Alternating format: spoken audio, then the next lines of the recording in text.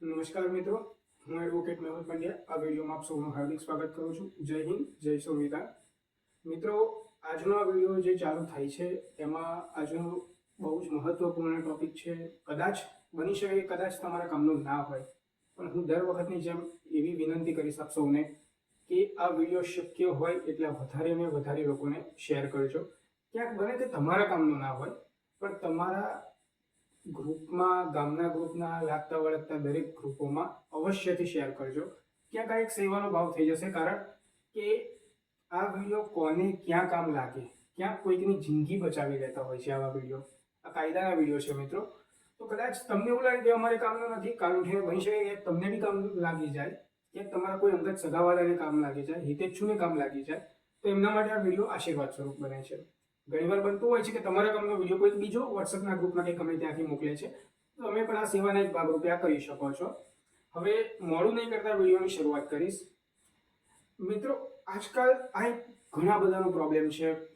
ઘણા બધાની કોમેન્ટ્સ આવી છે, ઘણા બધાના વોટ્સઅપમાં મેસેજીસ આવ્યા છે, ઇવન ઘણા બધાના ફોન કોલ્સ પણ આવ્યા છે કે સાહેબ, પત્ની મને છૂટું આપવા નથી માંગતી, કે પતિ મને છૂટું આપવા નથી માંગતો. એ લોકો એવું કહે છે કે તમારાથી થાય તોડીને ભડાકા કરી લો, છૂટાછેડા નહીં મળે. સો એન્ડ સો ગમે તેવી કન્ડિશન્સ ઊભી થઈ જતી હોય છે. તો એટલા જ માટે કહીશ, ક્યાંક કોઈકના દીકરાનો, કોઈકની દીકરીનો, ક્યાંક કોઈક વાડી સુધી આ વિડીયો પહોંચે તો એ લોકો માટે બહુ ઉપયોગી સાબિત થશે. એમને માથે એટલા ટેન્શન હોય છે કે પુરુષ કે સ્ત્રી ઉપર એટલા ટેન્શન હોય છે, જે આ વસ્તુ પરિસ્થિતિમાંથી ગુજરતા હોય છે, જે કદાચ આ વિડીયો જોતા હશે એ સમજતા પણ હશે. તો મિત્રો, મુખ્ય પ્રશ્ન એ છે કે શું એકતરફી છૂટાછેડા મેળવી શકાય? શું એકતરફી ડિવોર્સ મેળવી શકાય? કદાચ ઘણા બધા તમે વિડીયો જોયા હશે. આજે પ્રેક્ટિકલી વાત કરીશ, કાયદાની રીતે વાત કરીશ, પણ જોડે જોડે પ્રેક્ટિકલ લેંગ્વેજમાં હું સમજાવીશ. તો હા મિત્રો, એ વસ્તુ વિચારવામાં ક્યાંય શરમ સંકોચ નથી. તમને પ્રેક્ટિકલી રીતે જોવા જઈએ, એક તરફી ડિવોર્સ કે એક તરફી છૂટાછેડા, વન સાઇડેડ ડિવોર્સ, એક તરફી છૂટાછેડા મળી શકે છે. તો ગભરાવાની જરૂર નથી મિત્રો. હવે એનું મહત્વનું પાસું એ છે તો કેવી રીતે મળે, એના કોઈ ગ્રાઉન્ડ છે? તો ઢગલાબંધ ગ્રાઉન્ડ છે, ઘણા બધા ગ્રાઉન્ડ છે. કદાચ હું અહીંયા મુખ્ય ગ્રાઉન્ડ કહી દઉં તો પહેલું છે મિત્રો ક્રુઆલિટી. ક્રુઆલિટી ઇંગ્લિશ શબ્દ છે. સાદી ભાષામાં, સ્પષ્ટ ભાષામાં બધા જ સમજી શકે એવું કહું તો ક્રુઆલિટી એટલે સામાન્ય રીતે મહિલા હોય તો એની ઉપર શારીરિક માનસિક અત્યાચાર થતો હોય, મારઝૂડ થતી હોય, ટોર્ચર થતું હોય માનસિક રીતે, તો એ ગ્રાઉન્ડ. ક્યાંક આવી વસ્તુ પુરુષ જોડે પણ થતી હોય છે કે માનસિક રીતે હેરાનગતિ, માનસિક ટોર્ચર થતા હોય છે. પત્ની પોતાના પિયર પક્ષમાંથી ટોર્ચર કરાવતી હોય છે. ઘણા બધા કારણો હોઈ શકે છે. તો એની અંદર તમને એક ક્રુઆલિટીનું ગ્રાઉન્ડ બને છે. તો એ બધા ક્રુઆલિટીના ગ્રાઉન્ડ થાય જેમાં એક તરફી છૂટાછેડા મળી શકે છે. પછી બીજું જે ગ્રાઉન્ડ જે છે એ છે એક્સ્ટ્રા મેરિટલ અફેર, જે લગ્નનું બાહ્યતર અફેર જેને આપણે કહીએ છીએ, વ્યભિચાર. ગુજરાતીની સ્પષ્ટ ભાષામાં કહું તો વ્યભિચાર, એક્સ્ટ્રા મેરિટલ અફેર, એ બધા ગ્રાઉન્ડ ઉપર પણ છૂટાછેડા મળી શકે છે. ત્રીજું જે છે મિત્રો એ છે પત્ની સાથે નથી રહેતી કે પતિ સાથે નથી રહેતો, કે 6 મહિના, વર્ષ, 2 વર્ષ, 3 વર્ષ, 4 વર્ષ, 5 વર્ષ, ઘણીવાર કિસ્સામાં એવું બને છે કે 10 વર્ષ પત્ની તમને છોડીને જતી રહે છે. સામાન્ય રીતે આ ગ્રાઉન્ડ સૌથી વધારે હાઈએસ્ટ કિસ્સામાં થાય છે મિત્રો. પતિ કે પત્ની એકબીજાને તરછોડીને જતા રહે છે અને સામે કહી લે છે કે તમારી થાય કરી લો, હું મારી નવી જિંદગી વસાવીશ બી નહીં, વસાવા દઈશ પણ નહીં, ઇવન છૂટાછેડા પણ નહીં આપું. તો સામાન્ય રીતે લોકો ડરી જતા હોય છે. તો મિત્રો, આ ગ્રાઉન્ડ છે, આની ઉપર છૂટાછેડા મળી શકે છે, ગભરાવાની કોઈ જરૂર નથી. બરાબર. તો સૌથી મોટું જે ગ્રાઉન્ડ હતું અને સૌથી મોટો આજકાલ જે પ્રશ્ન ઊભો થયો છે તો એ આ જ ગ્રાઉન્ડ ઉપર છે કે ભાઈ સાથે નથી રહેતા તો હવે અમે શું કરીએ સાહેબ? ઘણા વોટ્સએપમાં મેસેજ આવીને પડ્યા છે.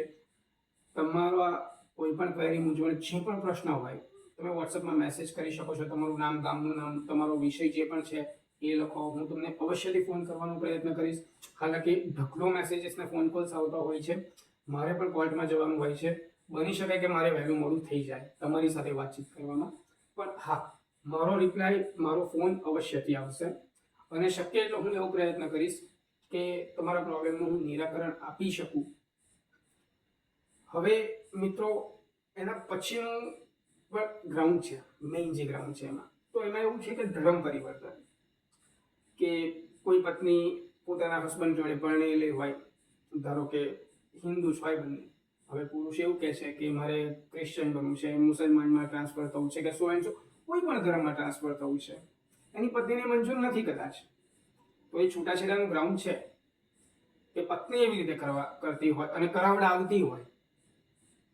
ધર્મ પરિવર્તન કરવું એ અધિકાર છે તમારો, પણ તમે કોઈને કમ્પલસરી કરાવી ના શકો, બળજબરી ના કરાવી શકો. સ્વેચ્છાએ કરવું, બળજબરી કરવી, ઘણો બધો ફરક હોય છે મિત્રો. તો અહીંયા આ એક ગ્રાઉન્ડ બને છે, બરાબર. પછી એક એવું ગ્રાઉન્ડ છે કે બંને પાર્ટનરમાંથી કોઈકને સંક્રમિત બીમારી હોય, HIV જેવી ગંભીર બીમારી, તો એ પણ છૂટાછેડાના એકતરફી માટેનું એક ગ્રાઉન્ડ બને છે કે એનાથી સામાન્ય રીતે એના પાર્ટનરને, સામેવાળાને પોતાના જીવનનો ખતરો હોય છે અને એ જ રીતે આ ગ્રાઉન્ડ ઉપર પણ એકતરફી છૂટાછેડા મળી જતા હોય છે. અને એક સામાન્ય રીતે અહીંયા એક એવું છેલ્લું ગ્રાઉન્ડ કહીશું મિત્રો, તો એ જે છે એ માનસિક બીમારી, ક્યાંક પાગલપન કે કોઈ એવી ગંભીર માનસિક બીમારી હોય, તો આવા કિસ્સામાં મિત્રો આ પણ એક છૂટાછેડાનું બહુ જ મોટું ગ્રાઉન્ડ છે. મળી શકે છે છૂટાછેડા કે તમારું પાર્ટનર ક્યાંક બહુ જ ખરાબ માનસિક બીમારીથી પીડાતું હોય, એનાથી તમે એટલા ટોર્ચર થઈ જતા હો અને એ વસ્તુનો ક્યાંય અંત નથી આવવાનો. હાલાકી સાથ આપવાનો હોય છે, સારા સમય, ખરાબ સમય બધામાં, પણ ઇનિશિયલી કાયદાની દ્રષ્ટિએ જે પૂછવામાં આવે તો આ પ્રમાણેના મિત્રો ગ્રાઉન્ડ છે. હવે પ્રેક્ટિકલી મિત્રો એવું કહું છું કે સામાન્ય રીતે બધાનો પ્રશ્ન જે થતો હોય છે એ કદાચ એક્સ્ટ્રા મેરિટલ અફેરને લઈને આવે, કે પત્ની ભાગી ગઈ છે કોઈની સાથે, એવી રીતના આવતું હોય છે. ઘણા મૂંઝવણ પ્રશ્નો એવા પણ આવ્યા છે કે ક્યાંક પત્ની બીજા સાથે ભાગી ગઈ છે, તેમ છતાં પણ અમને સાહેબ છૂટાછેડા નથી આપતી, કે પતિને અમારી સાથે જીવવું નથી, તેમ છતાં અમને છૂટાછેડા નથી મળતા. એ દીકરીના બાપ બિચારા બહુ જ હેરાન પરેશાન થતા હોય છે. તો કે એ ભાઈ જે છે એ નથી કામ ધંધામાં ધ્યાન આપી શકતા, કે નથી ઘર સંસારમાં કંઈ ધ્યાન આપી શકતા, પોતાના બાળકમાં કશું કોન્સન્ટ્રેશન નથી કરી શકતા, પોતાની જિંદગીમાં આગળ શું કરવું શું ના કરવું એમને પણ ખબર નથી પડતી. તો એ લોકો માટે આ વિડીયો ખૂબ જ કામનો છે અને એ વસ્તુ માટે આમાં નિશ્ચિંત રહેજો, તમને મળી શકે છે, તમે કાયદાકીય રાહે જઈ શકો છો, તમને ન્યાય અવશ્યથી મળશે. એક તરફી છૂટાછેડા, જેને આપણે સિમ્પલી કાયદાની લેંગ્વેજમાં કહીએ તો એ કલમ 13A સેક્શન 13A એ મુજબ થતું હોય છે. તો ક્યાંય પણ અટકાવ, કોઈ પણ મૂંઝવણ પ્રશ્ન જે પણ હોય, બેફિકરથી કોમેન્ટ કરજો. ક્યાંક તમારી કોમેન્ટ જોઈને ઘણા બધા મિત્રો એવા હશે કે ક્યાંક એમને પ્રશ્ન હશે, મૂંઝવણ હશે, પણ એ શરમના મારે કદાચ કરી નહીં શકતા હોય, તો એ લોકો પણ કોમેન્ટ કરીને પૂછી શકશે. ક્યાંક મેં તમારી કોમેન્ટમાં જવાબ આપ્યો હશે અને એમનો પણ સેમ પ્રશ્ન હશે, તો એમને પણ ક્યાંક જવાબ મળી જશે. તો જેથી આ વિષયમાં ચિંતા કરવાની, શરમ સંકોચ કરવાની જરૂર નથી. અધૂરામાં તમે મારો પણ સંપર્ક કરી શકો છો, સ્ક્રીન ઉપર નંબર પણ આપેલો છે, તમે વોટ્સઅપમાં મેસેજ પણ ડ્રોપ કરી શકો છો. તમે કાયદાકીય સલાહ અવશ્યથી લઈ શકો છો. અને આ વસ્તુ માટે જો કોઈ ચિંતિત હોય કે ક્યાંક કોઈ એવું વિચારતું હોય કે હવે હું શું કરીશ, મારા જીવનનું શું થશે, મારું જીવન પતી ગયું, તો જે ના, તમારું જીવન નથી પત્યું, તમે આગળ વધી શકો છો. હું આશ્વસ્ત થઈને કહું છું કે તમે વધી શકો છો અને તમને ન્યાય જરૂરથી મળશે. આ સાથે આ વિડીયોને પૂર્ણ વિરામ આપું છું. આશા રાખું છું આ વિડીયો ગમ્યો હશે. આ વિડીયો ગમ્યો હોય તો વિડીયોને લાઈક કરજો, ચેનલને સબસ્ક્રાઇબ કરજો, જેથી તમે મારા આવતા નવા દરેક વિડીયો જોઈ શકો. અને શેર અવશ્યથી કરજો, એટલા માટે કે કદાચ તમને પણ કામ લાગ્યો હશે. જો આટલે સુધી જોયો હશે, તમને કામ લાગ્યો જ હશે, તો બીજાને પણ ક્યાંક કામ લાગે.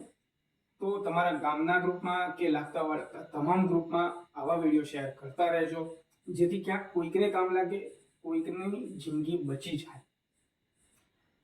ઓકે, જય હિન્દ, જય ભારત, જય સંવિધાન.